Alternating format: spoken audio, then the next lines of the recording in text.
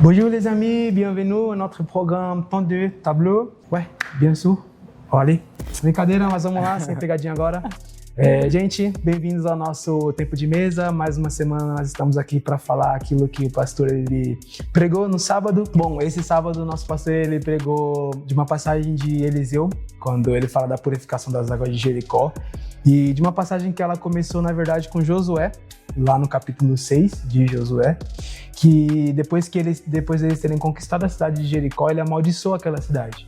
E como consequência disso, a gente vê o que acontece em 2 Reis capítulo 2, que o nosso pastor pregou a partir do versículo 19, que ele fala que a cidade tinha águas impuras e era uma terra infrutífera. Algo que também nós voltamos a ver essa passagem, se não me engano, em 1 Reis capítulo 16, durante o reinado do rei Acabe, que um homem ele tenta reconstruir a cidade de Jericó como aquilo que Josué tinha determinado que não poderia acontecer e terá as consequências. E nessa passagem de 1 Reis, esse homem ele sofre as consequências, então a profecia, aquilo que Josué determinou, ele se cumpre e essa cidade volta a ser mencionada, essa ocasião, essa situação que eles estavam vivendo, ela volta a ser mencionada naquilo que o nosso pastor pregou. E, bom, é isso. E a passagem que o pastor pregou, né, foi justamente sobre essa terra, né? A palavra gira em torno disso, mas ele puxa para um lado muito da fé. Então, ele não cita que o problema realmente era a terra, eram as águas. Ele fala que era a fé do povo que estava querendo edificar algo ali, né? Porque eles tinham a vontade, na própria palavra diz que a terra era bem localizada, né? O pastor, ele fala isso, né? Lê a palavra, diz que a terra era bem localizada, porém a terra era infértil e as águas também. As águas eram amargas, né? Dependendo da tradução, ruim, enfim, não dava frutos, né? E o pastor disse que esses homens procuraram Eliseu, né, questionando, caramba, o que a gente vai fazer? A terra é bem localizada, mas e a terra? Como é que a gente vai plantar? Como é que a gente vai colher aqui o nosso pão? Só que o pastor ele disse que o problema não era a terra em si, não eram as águas serem amargas, serem frutíferas, não era a terra, mas sim a fé daqueles homens. Porque se eles fossem homens de fé, se eles fossem homens de Deus com a fé convertida, o pastor vai citar muito isso ao longo da pregação, né? Da gente converter a nossa fé. Temos uma fé convertida. Se esses homens tivessem essa fé convertida, eles teriam a fé para determinar, não, aqui não é infrutífero, agora vai começar a dar certo. Só que eles não tinham. Então eles foram procurar o homem de Deus para a palavra profeta, né, boca de Deus, foram procurar o profeta para fazer alguma coisa, né, ao invés deles fazerem alguma coisa. E o pastor faz essa meio que analogia da gente muitas das vezes querer fazer algo, né, ele fala que muitas das vezes escuta até no nosso meio, não, pastor, a gente vai ali na estação pregar, a gente vai na escola e vai ser bênção e vai acontecer isso, a gente tem um monte de sonhos, um monte de desejo, porém a fé pra gente fazer a gente não tem. A ação da gente fazer a gente não tem, sabe? A ação de ir lá e realmente botar pra acontecer. A nossa fé de ir lá e orar pelo enfermo, ele ser curado, a gente não tem, né? A gente tem o desejo, mas a gente não quer pagar o preço de ter uma vida de oração. A gente não consegue ficar nem uma hora sequer falando em línguas no nosso quarto orando. Não é porque a gente não tem tempo. Não, é porque a gente simplesmente não consegue, a gente não consegue pagar o preço disso, né? É verdade. E eu lembro que uns anos atrás, enquanto o pastor ele pregou, logo que ele começou, né, a pregar dessa mensagem, dessa passagem, uns anos atrás eu lembro que o missionário ele publicou uma série de estudos no site do On Grace, inclusive, se você tiver oportunidade, são mensagens diárias que ele publica lá e são mensagens que acrescentam muito na nossa fé. E ele também tinha tinha dado uma revelação a respeito dessa passagem, uma revelação a respeito de tempo. E logo que o pastor ele começou a pregar isso, eu me recordei das situações que o Senhor ele vinha me falando naquela época, porque o missionário ele falando que ele utilizando a questão do tempo, né? Aquilo que às vezes a gente quer alguma coisa, mas as nossas águas ainda estão impuras. As nossas águas ainda não estão sabe? Não é uma terra frutífera e a gente precisa de um tempo até que seja purificado, sabe? E eu lembro que me ajudou muito porque tinham coisas que eu queria naquela época, mas o Senhor falava comigo, olha, ainda precisa passar pelo tempo de purificação. Isso que você quer dentro de você precisa que em você mesmo, sabe, tenha essa purificação para que o que você está pedindo possa acontecer. Sabe? E aí quando ele pregou, eu fui me lembrando de coisas de anos atrás, quando eu vinha buscando isso. E, sabe, e aí quando ele começou a falar a respeito de fé, né, da gente querer, e aí foi realmente me recordando essa série de mensagens que o missionário deu, sobre tempo da gente querer e não ser o tempo da gente querer e a gente não estar purificado ainda, sabe, a gente não ter a purificação para que aquilo, sabe, a gente possa realmente usufruir da terra que a gente tem, né? Exatamente, e é algo que o pastor bateu muito, né, durante a palavra, é que só ter a vontade não adianta, sabe? Eu posso ter milhões de sonhos aqui, milhões de sonhos para a juventude, milhões de sonhos para a igreja, milhões de sonhos para o meu ministério, só que se eu não for lá e ter minha fé, pagar o preço de orar, pagar o preço de jejuar, pagar o preço de ler a palavra constantemente e agir, tomar a ação de falar, não, eu não vou ficar só nos meus pensamentos, eu vou lá e vou fazer mesmo. Eu vou ter fé o suficiente de falar, olha, aleijado, levanta e anda. Ou pessoa que é surda, comece a escutar agora. Ah, tal pessoa se manifestou aqui na minha frente, demônio, sai dele. Então, o pastor disse que o avivamento só vai acontecer quando a gente tiver essa fé convertida, quando a gente parar de querer, de só ficar em pensamentos, de parar de só ficar, nossa, eu quero que isso aconteça, eu quero que isso aconteça. Só vai acontecer quando a gente agir, tomar a decisão de, não, eu vou fazer. Chega de planejar, chega de pensar, né, de esperar assim, só ficar pensando, não, eu vou agir, eu vou pagar o preço, eu vou dobrar meu joelho e ficar orando. Eu vou pegar minha Bíblia e vou ler. Vou sacrificar as minhas séries, vou sacrificar os meus jogos que eu gosto de jogar. Talvez até momentos que a gente possa ter em amigos. Não é errado, entenda bem, né? Não é errado a gente fazer todas essas coisas. Eu gosto de jogar videogame, a gente gosta de resenhar com os amigos, a gente gosta de... um pouquinho, só um pouquinho. Brincadeiras à parte. A gente gosta de tudo isso, é normal. Somos seres humanos, somos pessoas normais. Porém, muitas das vezes, se a gente quer que realmente algo aconteça, o sacrifício dessas coisas vão ser necessários. É verdade. E quando ele estava falando, né, da gente querer, e algo que ele chamou muita atenção foi a questão da nossa inconformidade, mas o que a gente está fazendo para mudar aquilo, isso, né? Exatamente. Isso é uma situação quando a gente quer e a gente acaba não fazendo, me lembrou não, né? Mas a nós mesmos, situações que a gente coloca de comparação. A gente começa a achar que o nosso não tá bom, novamente, do começo, achar que a nossa terra ela é infrutífera, que as nossas terras são amargas e que a gente precisa ir para um outro lugar. Né? A gente não quer pagar o preço para fazer a diferença, a gente não quer pagar um preço para ver a nossa visão, aquilo que a gente gostaria que acontecesse, se tornar realidade. Né? Às vezes o lugar que você está hoje, você reclama na sua igreja local e às vezes você quer sair da sua igreja local, mas você tem buscado fazer a diferença na sua igreja local antes de querer ir para um outro lugar, sabe? Você tem só colocado comparação e achado que o local que você está não é suficiente, como eles só reclamam e não buscam a solução. No final eles fizeram a coisa certa, que pelo menos eles buscaram ajuda para que a situação pudesse ser resolvida, mas às vezes nós não, a gente para na situação de comparação, acha que a nossa terra é infrutífera, acha que a nossa água é amarga e a gente quer ir para outro lugar, a gente quer sair, mas a gente não quer pagar um preço para transformar aquilo que Deus nos deu, para transformar o lugar onde Deus nos colocou, para transformar o lugar que, sabe, o Senhor te plantou ali, para você poder fazer a diferença. Porém, muitas das vezes a gente, por falta de fé, por falta de sabedoria, por falta de comprometimento, sabe? Por falta de você honrar o lugar onde Deus te colocou e usar aquilo que Deus te deu, sabe? Às vezes a gente prefere só sair, prefere escolher a situação, essa alternativa mais fácil. Exatamente. Sabe? Escolher a coisa mais fácil em vez do comprometimento. em vez de ficar quando as coisas estão difíceis, em vez de permanecer quando as coisas estão difíceis. Né? A gente não quer chegar e pagar o preço para que as águas sejam purificadas. A gente não quer ter a fé, buscar ter a fé para que as águas sejam purificadas, para que o ambiente que a gente está possa ser purificado. Exatamente, isso que o Iago falou é muito forte, porque hoje em dia a gente vive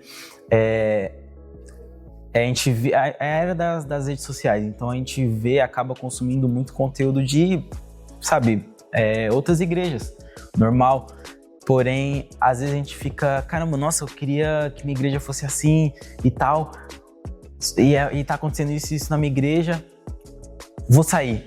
Eu não vou continuar aqui, eu vou sair, vou para aquela igreja ali e tal. Não que seja errado você mudar de igreja, não é isso que eu quero dizer. Eu quero dizer que é muito fácil você ir para um lugar onde já tá tudo construído. É muito fácil você ir para um lugar que já tá tudo bem. Ou que você acha que está tudo bem. O que você acha que está bem construído. Né, que está bem, que né? Às vezes na sua visão pode ser algo bom, mas nem sempre. Isso pode ter algumas implicações espirituais que você não sabe. Exatamente. Só que aí ninguém vai pagar o preço da gente de se colocar, tá tendo coisa errada na minha igreja, vou usar esse exemplo. Tô vendo coisa errada na minha igreja. Vou sair, não quero continuar.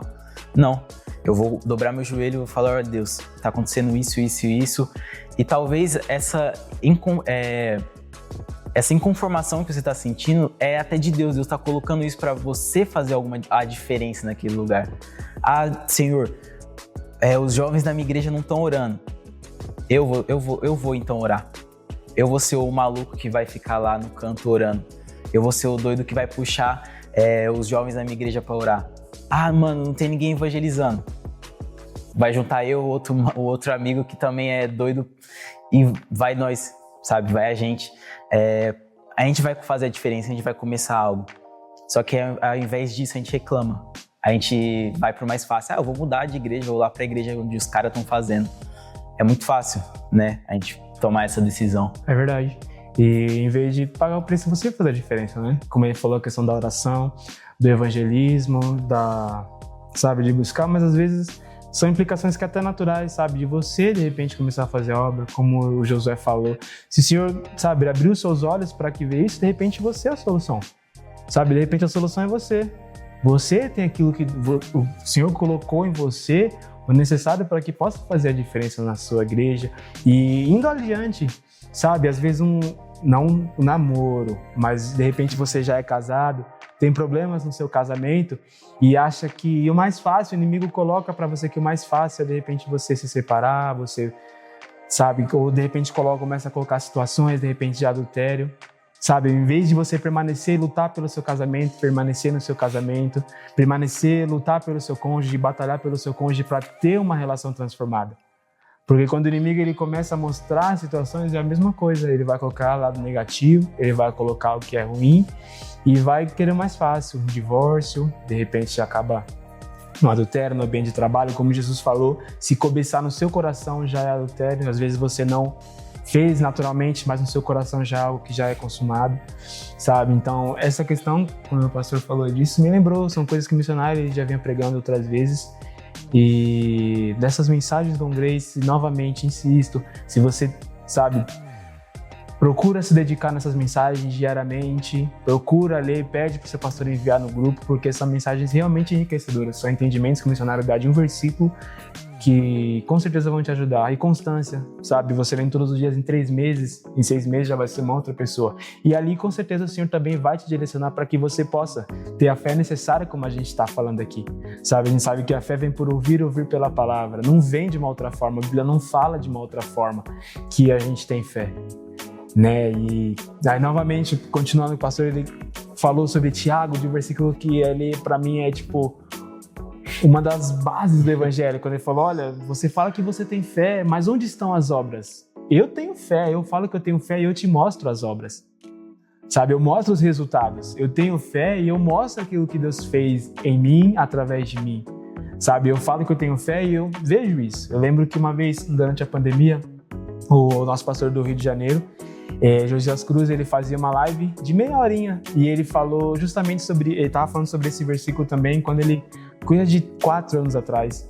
Quando o pastor ele falou desse versículo, na hora eu me lembrei que ele contou de uma situação de uma senhora que ela falava assim que ela era uma mulher tinha muita fé, era uma mulher batalhadora, guerreira, mas era uma mulher que ela estava já, sabe, vencida por uma doença. E aí, falando sobre esse versículo, ele colocou, mas cadê a fé? Se ela tem tanta fé, por que ainda não foi curada? Mas se ela tem tanta fé, por que ela ainda não foi abençoada? E é isso. Sabe, se você tem fé, me mostra suas obras. A fé ela é algo vivo, sabe? Ela é eficaz, porque ela vem da palavra de Deus, aquilo que fala em Hebreus, que a palavra de Deus é como uma espada de 2 gumes. E se a fé vem por ouvir pela palavra, então, sabe, esse é o poder da fé, ela vem com essa espada de 2 gumes, divisão da alma, do espírito. Sabe, às vezes a gente não quer se comprometer a ter essa espada, a gente acha que, não sei, a gente quer tomar outras decisões, a gente se conforma, a gente deixa de lado, a gente não busca a purificação das águas, a gente aceita a situação como ela é, ou a gente vai para outro lugar onde Deus não queria que você fosse, mas Ele queria que você transformasse o lugar que você estava e a gente acaba falhando nisso. E acaba tendo as implicações espirituais. Exatamente. E o pastor Alan também falou, né, citou do missionário. Muitas vezes a gente acaba se frustrando porque a gente acaba olhando para um homem de Deus ou uma mulher de Deus. Caramba, ele tá curando 100 pessoas ali, ele passa pelos lugares, as pessoas já se manifestam ali, ele expulsa os demônios, os milagres, as coisas acompanham aquele cara. Aí a pessoa se frustra porque não acontece com ela. Mas ninguém sabe como que é o secreto daquela pessoa. Ninguém sabe quantas horas ele passou de jejum, quantos dias ele passou de jejum para chegar nesse nível. Ninguém sabe quantas lágrimas ele derramou pela vida de outros. Ninguém sabe aquilo que está acontecendo no secreto dele. A gente costuma ver muitos resultados, mas não a luta da pessoa, né? Não a dedicação dela na palavra. Talvez a gente gosta de falar de rolê, né? Quantos rolês com os amigos dele ele deixou de ir porque ele estava orando no quarto? Pois é, será que gosta de resenha, cidadão aqui? E aí, sabe, qual o preço que ele pagou para ter aquele resultado? E voltando um pouco, né, eu querendo pregar já em cima da pregação. Para terminar aqui, eu lembro muito de Neemias. Neemias, ele era um cara comum. Ele era um simples copeiro do rei ali. Só que ele veio no coração dele aquela indignação. Caramba, por que os muros... Sabe, por que eu não posso fazer alguma coisa? Talvez você seja um jovem na sua igreja, só mais um. Sabe, ali e tal. Mas Deus está colocando essa inconformação no seu coração para você fazer alguma coisa. Assim como Neemias, ele era só mais um ali. Só o copeiro. Não tinha nada de importante. Não tinha nada demais. É verdade. E Deus fez através da vida dele. Jacó não tem um livro com o nome Jacó na Bíblia. Neemias tem. Então, às vezes, a pessoa que a gente vê ali simples, talvez você, né, seja só mais um jovem, mas às vezes Deus quer fazer algo maior do que o líder que você admira. Você sendo apenas você. Então, é sobre isso, né? É verdade. A gente tá falando de Eliseu mesmo, né? Eliseu, ele pediu a porção dobrada de Elias e Deus deu, sabe? Tanto que é engraçado. Engraçado, não. Mas se você for estudar, sabe? Tudo que Elias fez, Eliseu ele fez 2 vezes. Ressurreição, os milagres ajudando o povo. E Elias ele fez duplicado, então de repente o Senhor realmente tem te chamado, né? Neemias, isso é verdade. Neemias ele também foi uma pessoa que, quando ele soube da realidade daquilo que ele estava vivendo, mesmo estando no palácio, ele estava numa situação confortável. Ele estava num lugar confortável, ele tinha o trabalho dele, mas ele estava num lugar confortável, e quando ele viu a realidade, quando ele se lembrou da terra onde os antepassados deles estiveram, ele quis se colocar para refazer a obra. Sabe, uma pessoa, normalmente um copeiro, que não era um homem de guerra, que não era um engenheiro, que não era um médico, nem nada do tipo, mas o Senhor, ele teve aquela vontade no coração dele e ele foi fazer. O que não implica que ele não teve resistências. Como o pastor já pregou algumas vezes a respeito dos reis que se levantavam, que agora não me recordo o nome, que são nomes difíceis, mas para atrapalhar a reconstrução daquilo que Neemias começou, sabe? Então, o Senhor te chamou para isso, né? Quando ele finalizou também, o pastor falando a respeito do sal, que ele usou o sal para terras amargas, que não é uma coisa que naturalmente seria o que nós usaríamos, mas é a direção de Deus, sabe? De repente, não tem que fazer sentido. Se Deus tem te falado alguma coisa que não faz sentido, ele também usou Sal, o profeta, para poder purificar as águas amargas. E aí, novamente, o pastor continuou com essa revelação quando ele falou de Jesus, quando Jesus disse que nós somos o sal da terra. Ou seja, você já tem a unção para purificar esse ambiente. Você já tem a unção, você já é a pessoa preparada para que possa abençoar esse lugar que você tem, que você está, que o Senhor te colocou, que o Senhor plantou. Sabe, você já tem o necessário, o Senhor já te fez idôneo, que é o que Paulo ele fala de novo em Colossenses 3. O Senhor já te fez idôneo. Sabe, você é o sal para que possa purificar, você já é o suficiente. Não ache que você não tem, que você precisa de mais, que você tem que esperar sentir. Não, vou sentir, vou orar sobre isso, vou ver. E você nunca faz, não, você já é. Você já tem o necessário, você é o sal dessa terra. E quando o pastor me falou isso, eu falei, é isso.